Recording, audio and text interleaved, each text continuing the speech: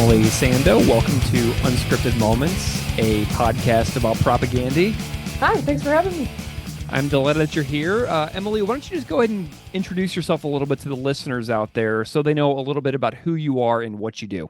My name is Emily. Currently a Buffalo-based, I guess I would describe myself as like a videographer, photographer, done a little bit of everything. Currently like working in podcasting as well, and at a coffee shop. So, just doing a little bit of everything. I've been a Propagandhi fan since middle school. I'm really excited to talk about it. Love Yeah, it. yeah. Before we get into that, what's your work in podcasting like?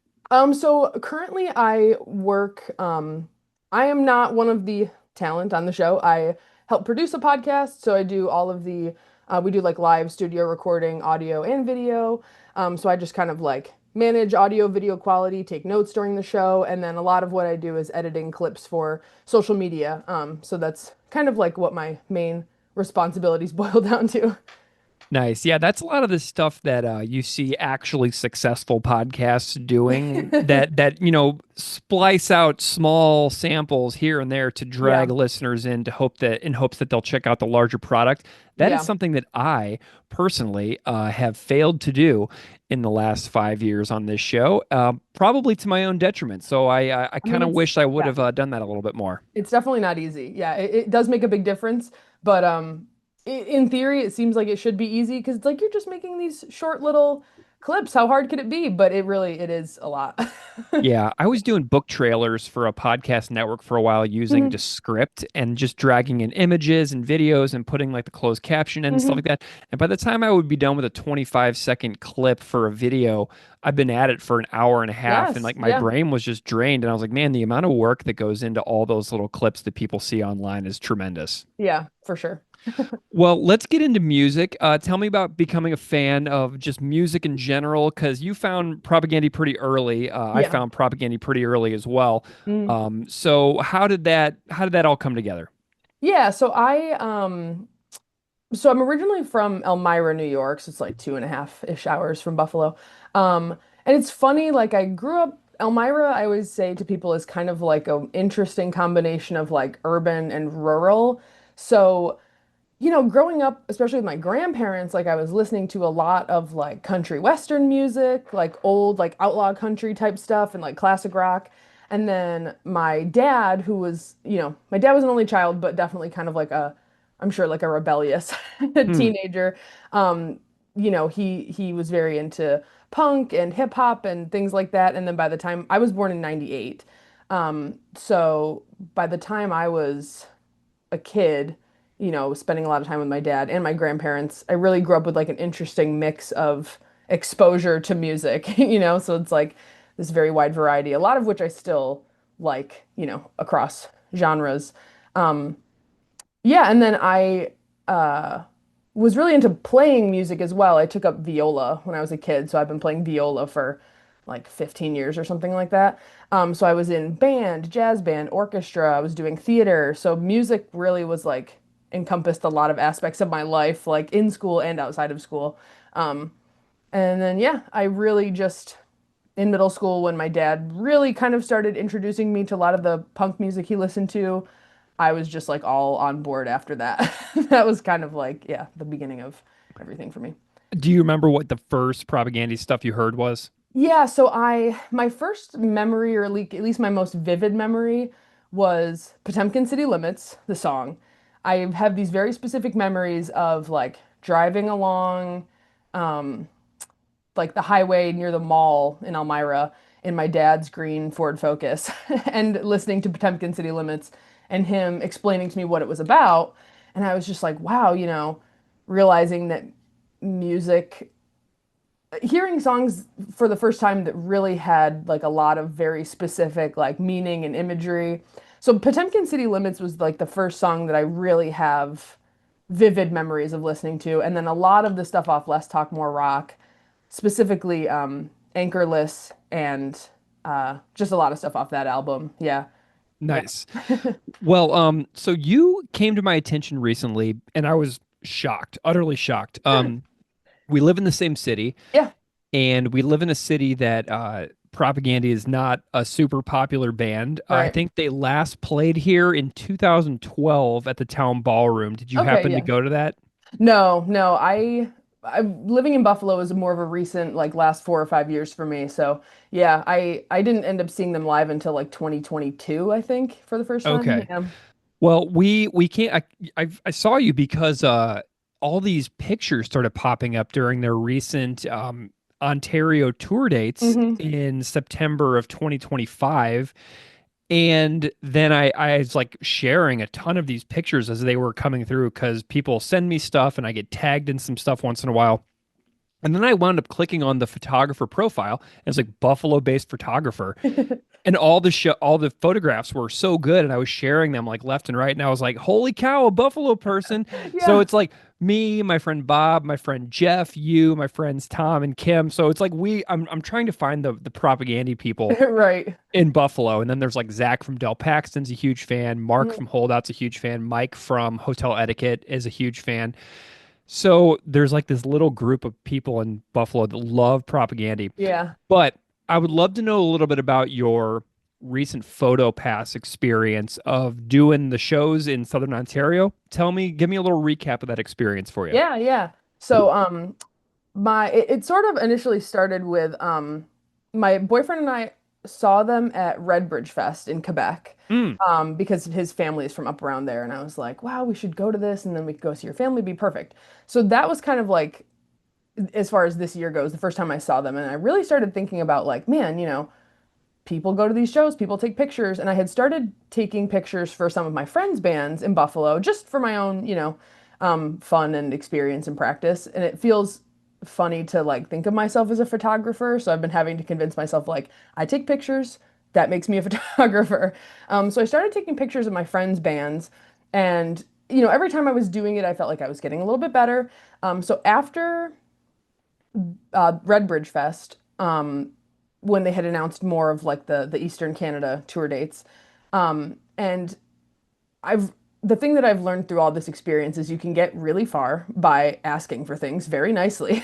100%. I Asking totally for agree. things nicely. Yeah, and like respecting people's time. And I'm sure, as you know, like Propagandhi are very involved with like speaking to their fans and stuff. So I had kind of like chatted with Todd on Instagram back when I saw them in 2022. So I had kind of like a little bit of back and forth of like, hey, thanks for coming to the show, stuff like that. Um, and seeing all of the photographers' work that they would share after each show, and I was like, what's the harm in like reaching out and just asking, not even for a photo pass, but just like, hey, what is kind of the process that people go through to get photo passes with you guys? So I reached out, I asked, and Todd was like, yeah, we just kind of give them out for people that ask. And I was like, oh, perfect. Can I have one? So yeah, so we talked a little bit. I had tickets. I had bought tickets when they went on sale to the London show and both of the Toronto shows. I'm like very fortunate to have a really flexible job. So I was like, I'll just take a few days off, go see them. So we talked a little bit and he was like, yeah, I'd probably recommend getting a photo pass for the London show because he assumed that there would be like fewer photographers there and I would have less people to compete with. Um, so yeah, and then it was just like a months of waiting game of waiting for the shows to actually happen and still just going to shows. Especially like my friends play at Milky's a lot. They play at Rec Room a lot, so I was just going to those places as much as I could and practicing. And I just constantly have this thought of like how many people can say that the first photo pass they've ever received is for their favorite band of all time. And So that's sweet. probably going to end up being I was like, there's potential that this could be a bad thing for me because am I like way out of my depth here? I have no idea what I'm doing. I'm peaking But too soon. right, exactly. And how do I ever, go beyond that? But um, at the end of the day, I was like, no one's paying me to do this. There's no expectation from anyone on me except for myself. So I'm just gonna go have fun. The London show was incredible.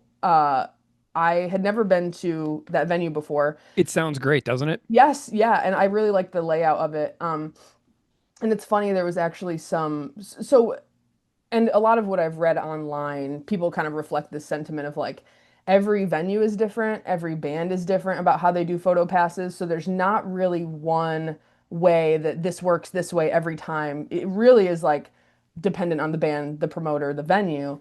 So with talking to Todd, and he was just like, yeah, reach out a week before the show. We'll make sure everything is set up. And then, I did that and then everything was good to go. It's funny, I got to the venue and I was going to these shows by myself, so I didn't have like a backup person to kind of, so I get to the venue in London and I go up, the girls who are working there were so nice, and I'm telling them my name, and they're like, they're looking at this list, and I can see that my name is not on this list. And I was like, Yeah. oh my God, like this cannot be happening. And so, again, they were very nice. They were like, we believe you, by the way. We don't think you're lying. And I was like, yeah, I'm not a crazy person. So I can see that my name's not on this list. So they're like, yeah, you'll probably just have to reach back out to the band and like have them send someone up to the front and let us know that you're supposed to be on this list. And I was like, well, they're about to perform in like an hour. So what are the odds that they're looking at their Instagram? Yeah. Eventually it all worked. Like they had their manager text someone to talk to someone else, and like it all worked out. It was amazing. Everyone was so nice and so helpful. And I was like, they did let me take my camera in, since I had tickets and just like not be in front of the barrier. But then like I got my photo pass. By the time Propagandhi went on, I was in the front, and it was so surreal. It went by so quickly. And I'm just kind of trying to like follow the photographer's leads, like what everyone else is kind of doing. There were tons of camera people there actually. And then I think also what a lot of people may not know, and I didn't really know until I kind of started getting into this, was that a lot of bands and venues, you're restricted to taking photos just for the first three songs of a set. Mm. And I think there's different reasons for that I've read. Part of it is just like crowd enjoyment. You don't want photographers like blocking the crowd like the whole time during the show. So you kind of get the first three songs.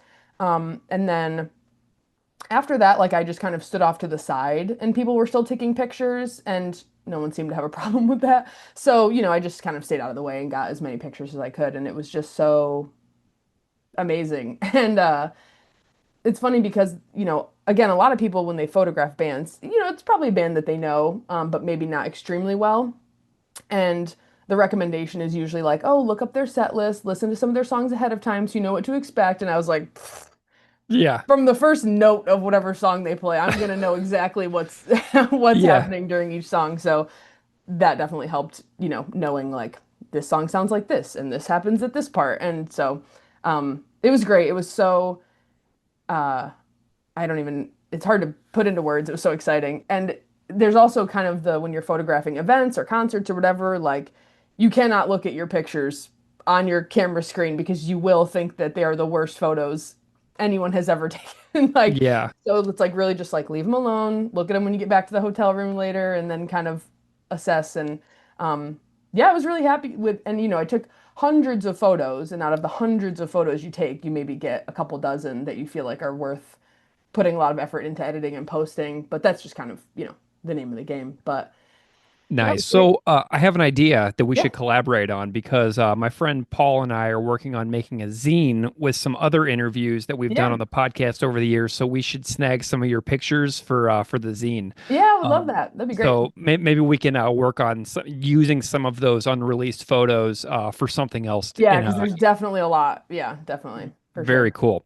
cool. Okay, so what did you think of the Toronto shows? Did you photograph the Toronto shows too, or was it Yeah, just London? so that was kind of my I had tickets to both of the Toronto shows. I had been to that venue one other time before, so it was a little more like I knew kind of the layout there.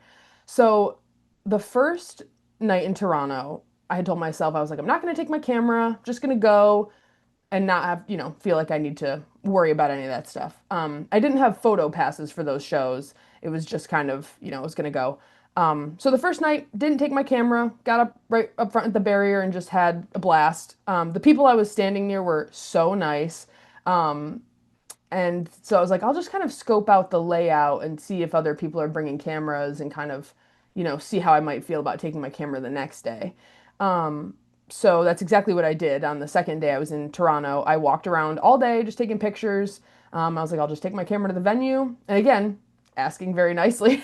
So I got to the venue, I had a couple lenses with me, and Sometimes the security guards at venues will know what a camera policy is, sometimes they don't. So I asked those guys, they sent me inside to like that front desk area of the concert hall. And I was like, hey, I was wondering what your guys' camera policy is. I've got a couple different lenses. I know I had like a huge lens with me, which was not necessary because the concert hall is like pretty small and intimate. But I was like, I was just curious, what your camera policy is. Like, would this be okay? And again, the guy was so nice and he called his boss for me to ask like, hey, I have someone here who wants to bring a camera. And he put me on the phone with her and I was like describing what lenses I had and she was like, yeah, the biggest lens you have might be a little too big for what we sort of prefer. And I was like, that's totally fine. I took it back to my car. I just came in with like my two smaller lenses and yeah, I was just standing like front row at the barrier with my camera and I was like, look, if something happens to my camera, that's on me. If something happens to my lenses, that's on me. And I'm willing to take that risk. And I mean, I think that I love the photos I got in London, but the stage there's pretty high from like Yeah, yeah. the pit perspective. Whereas at the concert hall, I mean, it's just you're like level with the band. And the lighting at the concert hall was a little bit better, at least as far as like photography goes. So I mean, the pictures I got in Toronto, I thought were even a little bit better than what I had gotten in London. And also probably just like having taken photos for like 4 days in a row, I was probably kind of getting into a little bit of a groove. But it was so fun and also being able to photograph Cross Dog and man, now I feel bad. I can't. Who was the other opener that night? Wax mannequin, right? Wax Mannequin, okay, because Yeah, OBGMs was the night before yeah. that. And yeah. So also getting to photograph Wax Mannequin and Cross Dog was amazing. I got really good pictures of Cross Dog. I have some of Wax Mannequin, I just haven't posted them. But yeah, I mean it was great. Like everyone at the venue was so nice and there were a couple moments of like, oh man, my other lens in my fanny pack is getting crushed against this barrier right now, but everything ended up being okay. No damage. So yeah, I just couldn't believe how well everything worked out. Like I, nothing went wrong at any point. It was crazy. I know the Cross Dog members are huge fans of the band. hmm Were you able to get in touch with them at all to share any of your work with them? Yeah, so I did. They shared some of the stuff I had posted on Instagram, and I had also talked to Tracy after the show while she was at the merch table, and we were just kind of talking one on one about them being able to open for Propagandhi, and also me kind of expressing like, obviously we're from the US, and I was like, it makes me happy to know that people like you guys care about what is happening here, and that like everybody seems to care still. So I did kind of talk with her one on one after the show, and then we had talked a little on Instagram when I shared their pictures and stuff. But yeah, they were great. They were really fun to photograph and talk to. They were nice.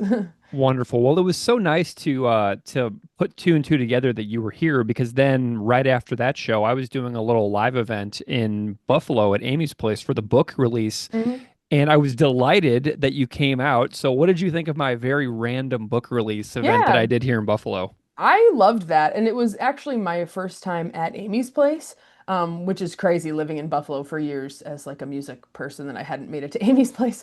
So it was like a great kind of first. I loved it how it was kind of framed as like an opener for a band, but we're gonna do like a little book talk and Yeah. just having like the projector in the back with like the old shows playing. I thought it was super fun. I wish that like stuff like that happened more, that like there was more crossover between like music and literature and kind of other art forms at the same time.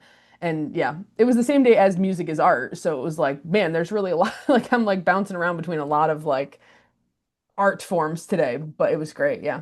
Yeah, you had a lot of choice that weekend in Buffalo. It was a little busy, and I regretted it too because I couldn't actually stay for the rest of the show because I had three kids at home that I Right. had to Yeah. get back and be a dad for. Yeah. So I had to come down here, do the little book thing, and then I had to hustle and get home Yeah. because Del Paxton is my favorite local band, and Mhm. so I love seeing them anytime I can. But I had to ditch that night and it felt really bad, but I really did enjoy that aspect of crossing over like the literary world and the music world, like where Yeah. those things intersect. So I'm glad that you dug the random formula that we were going for that night because that's exactly what I was trying to do is like I want to open for my favorite local band. Yeah.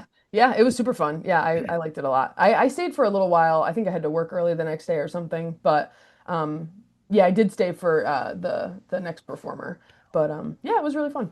Well, we'll catch Del Paxton again sometime in the future because they have arguably the best drummer in town playing for them. So Cool. we'll check that out. But for Propagandhi, a Mhm. couple things. What is your favorite album? Um, Supporting cast Okay, me for too. sure. Yeah, Yep. that's which I'm sure as the discussion goes on, that will become apparent. Definitely supporting cast for sure. It just has the most number of songs that I remember listening to a lot, like with my dad, and also just that I still gravitate to now for sure. Is it his favorite Propagandhi record?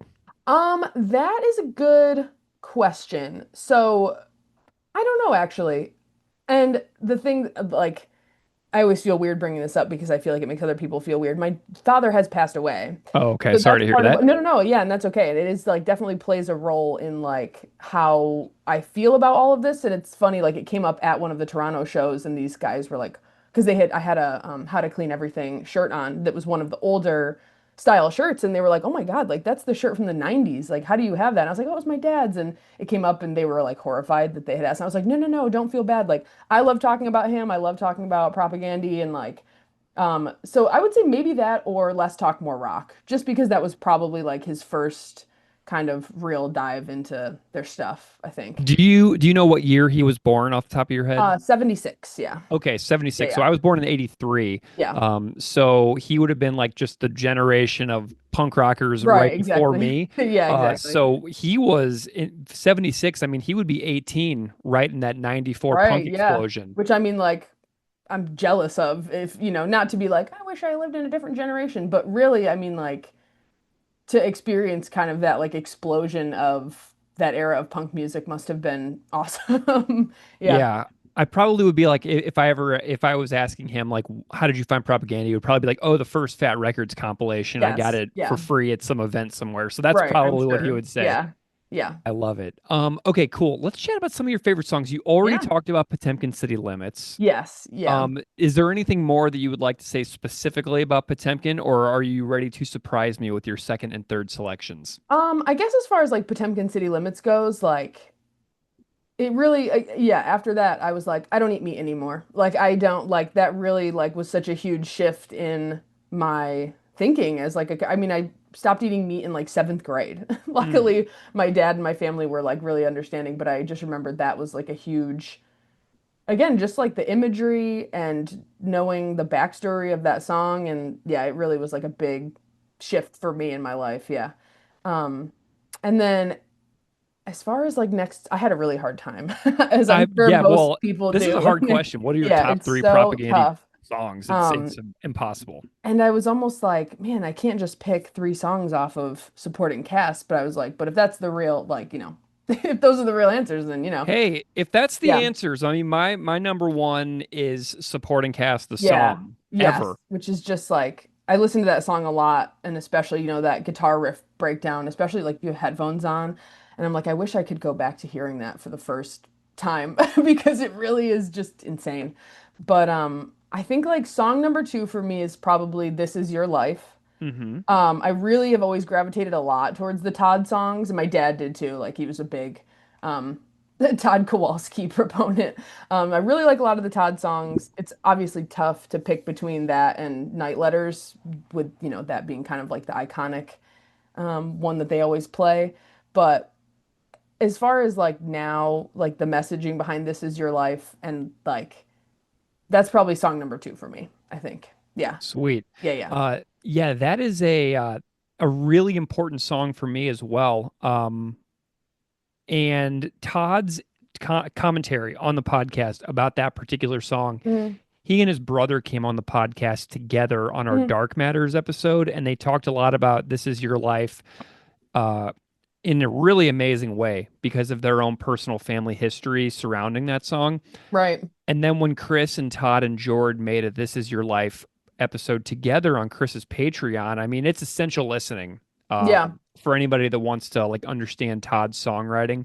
That Patreon episode that they did is so good. So I love seeing this outside the box choice come through from you because not too many people that have been on the podcast bring that song up, but it's Yeah. a really important one. And for me, it was a big one because I remember I was recording that episode at my parents' house while I was going through a divorce, Hmm. like the second day after like we decided we're going to get divorced. Yeah.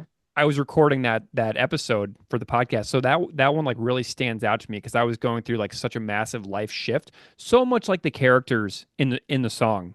You know what Yeah. I mean? Yes. Yeah. Massive life shifts and how those things linger with you for years. It's pretty Hmm. wild. It's a very profound and deep song that I'm glad that you brought up. Yeah, I love that song. And especially growing up, like I said, Elmira, like being what it is, and my some of my family members falling like more on the conservative side, and just kind of having this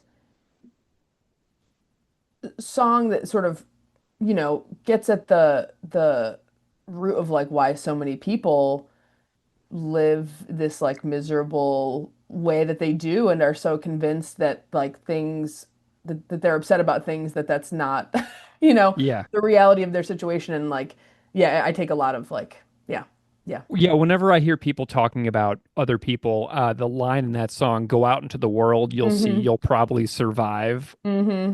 Mind Yeah, blowing it's because just, so much of it is just not real. yeah, It's just fed to you to keep you angry at other exactly. people so that you won't change the channel because it just feeds our addictions Yeah, and those dopamine, receptors inside of our brains keep firing, yeah, but they keep firing with anger instead of pleasure. right. But maybe there becomes a little bit of pleasure about it because people seem to be drawn into just, consuming doom. Yeah, I could go on and on about Yes, that right, of forever. Oh course, my yeah. God. Okay, cool. What is your number three? So in my mind, like when you say number three, do you Yeah. mean top ranked or like I didn't actually tell you to pick an order, did I? no, which is fine. That's fine. We can be the top three. The top three can be a tie. It can be like these are my three in no particular Yeah, order. yeah. Because in my mind, like song number one for me is Without Love, Mm, for sure. And it's again off supporting cast.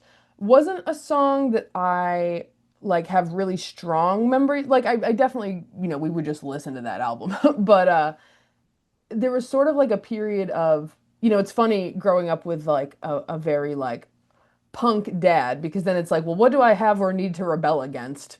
Nothing. So you kind of like when I was in middle school and I was very, it was like No Effects, Descendants, Propagandhi, and those were like the big ones. But then as I got a little older, my version of rebelling was listening to like more emo music. I yeah. was like, I'm just gonna listen to AFI and My Chemical Romance, which I saw Hey, AFI at Riverworks the other night. Great show. yeah. I Um, mean, you tell me what, you find fault in the Sing the Sorrow LP. You right, can't yeah, do it. It's a exactly. 10 out of 10. 10 out of Yeah. 10. And it's just so funny that that was like my version of like rebellion. And then, you grow up a little bit. I promise this all ties back to Without Love. Yeah. But and I went off to college and had various boyfriends or whatever, and I sort of like fell away from listening to a lot of the music that I did when I was younger. Not for any particular reason, but it was more just like, sometimes you're in relationships and there isn't maybe as much room for the things that you're interested in, or you sort of forget about them, or I don't know. And then I ended a relationship in like early college and I kind of like had this rediscovery of my own interest again. And I was like, oh my God. I was like, I used to listen to Propagandhi like front to back and I haven't been.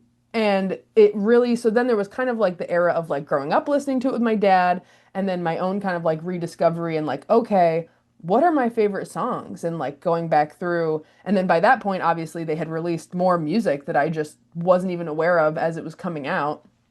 And then obviously, like the huge shift when my dad passed away, like it all just starts to take on new meaning for a third time.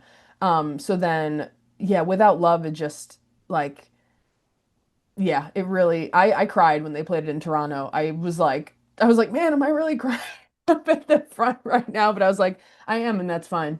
That's okay. Yeah. Like Yeah. it really, that song really does it for me in a lot of ways. It's perfect in every way. Like I Hmm. have kids, I have lost grandparents, Yep. I have cats. Like Yes. so many Yeah. things about that song Yeah. are intricately connected to my own life, and Yeah. it's a perfect song. I Yeah. mean, there's And no and doubt about it. yeah, and like how, we can become tempted by appeals to hatred like just through, but it's still worth it to like love people and be close to people and it will hurt. And yeah, yeah. Yep. Yeah, and that actually ties to This Is Your Life as well, right? Right. Because Yeah. it's about two people who are butting heads and one person's living a way that another person's not, yet there's still Hmm. love for the person in the basement from the person who is not in the basement in Yes. This Is Your Life. You know what I Yeah. mean? Yeah. And that appeals to hatred line. It's so easy to grow apart from people in our lives that we see as having an ideology or a viewpoint on things that we find repulsive, but you still have all these memories that are connected to those people. Yeah. And when those people are no longer in your lives, you lose a little bit of your own personal history, you know? Right. Yeah. So it's so deep, and it has driven me absolutely to the brink of insanity the last 5 years talking about these songs. But I've learned so much about my what I actually think about the world and what I Yeah. actually Yeah. think about human relationships Right. through talking about these songs in such depth. So I completely resonate with that. Yeah. So those are, yeah, I think that that's where I land with my podium. And it's funny, I was like, man, they really are all off supporting cast. But that's fine. it's fine. Who cares? Like, I It's don't my have favorite to. record too. Yeah, You it know, really is like, it's my favorite record ever of yeah. any genre of any kind of music anywhere. Yeah, I would absolutely say the same. I And actually have sitting people, next to me I have the vinyl that they re-released. I think it's the pink one. the pink one. Yeah, it's Did you like get the signed poster version? sitting over there. No, I just have yeah, but I got it sitting over there. And I do have like the four posters from when I saw them in 2022 in Toronto and Guelph. Yeah, That were like those kind of like textured like plastic. Anyway, they're cool. They're like sitting I over was at those shows there. as well. Yeah. Yeah, it Yeah, was great. There it was I was there. I really liked the Guelph show, hometown of Razor, by the way, a Mhm. great Canadian metal band. The Guelph show was interesting because I was just there with some friends, and if you look at the liner notes of How to Clean Everything, Mhm. you'll see that a member of the band is listed as Conrad Sichler, Mhm. and he was their friend before they signed to Fat, who recorded like the demo tape versions Yeah. of some of their early How to Clean Everything songs.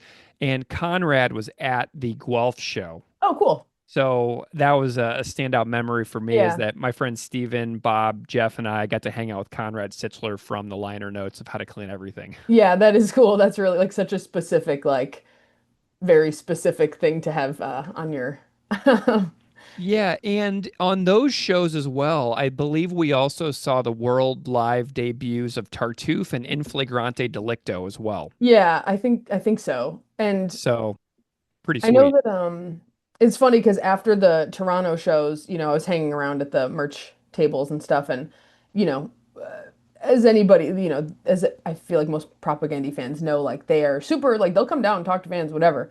So I was talking to Todd and I was like, "Yeah, I'm heading back to Buffalo tomorrow." And he was like, "You're from Buffalo?" I was like, "Yeah." And he goes, "I thought you were from Guelph." I was like, "No." And then he's like, "Well, have you met Greg? Like, how have you and Greg Soden not met?" And I was like, "Yeah, I don't know. We've just like, never really crossed paths." But it's just so funny. Like the last time I had seen Todd, like where I was like at the merchant, we had spoken in Toronto the first time I saw them, and then in Guelph, he was kind of like, "Oh, hey, you made it." And even like years later, for him to remember that the last time we spoke was in Guelph, Yeah. like they really do just like all of them, they remember people and their names and their faces and things about them and the last time they saw them. And I'm like, this is just, it really is special feeling. Yeah, I agree. Well, so Todd, if you're hearing this, Emily and I have connected, and we are putting together the Buffalo contingent to Yep. try to be a We're, big enough crowd to lure you to play Buffalo again yep. someday in the future. We're finally doing it. So Emily, just some concluding thoughts. Mhm. Why does this band matter to you in the scope of your life? Yeah, so I think it's sort of twofold. There's kind of like what I think of as like the selfish reasons, I guess, is like they introduced me to a lot of ideology and like helped me examine like my own beliefs at a young age that I might not have if it weren't for them. Um, and also just it really helps with like the realization that despite everything, the quote, everything going on in the world, like there are like-minded people out there. There are people that you can connect with on your beliefs and that, you know, the world is maybe a little bit on fire. But when you're in like a room full of people that are all at a Propagandhi concert and you realize like, okay, all of these people here clearly just this sense of like community of like there are more of us that feel that like the world could or should be a certain way and that it makes and I'm not like speaking this as eloquently as I wish I were, but I'm sure you know what I mean. This kind of like camaraderie and just realization that there are people out there, the world is not as scary of a place as far as like who you might be interacting with on a day-to-day basis. And just yeah, I mean,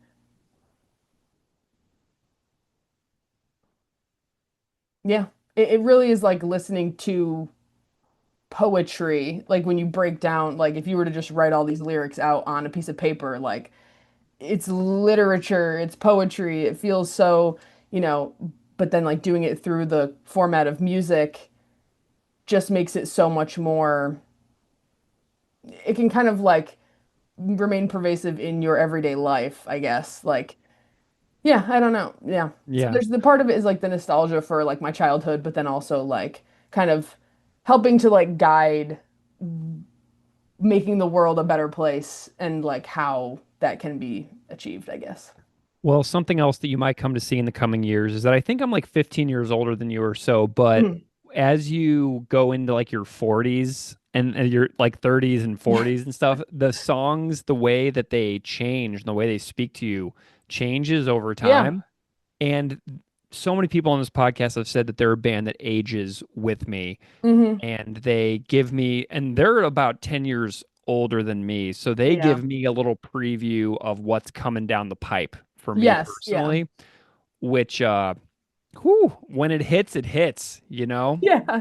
When it hits, it Yeah. hits. Like I lost Cat a couple of years back, and the song, you know, just hit me in a totally different way. So Yeah.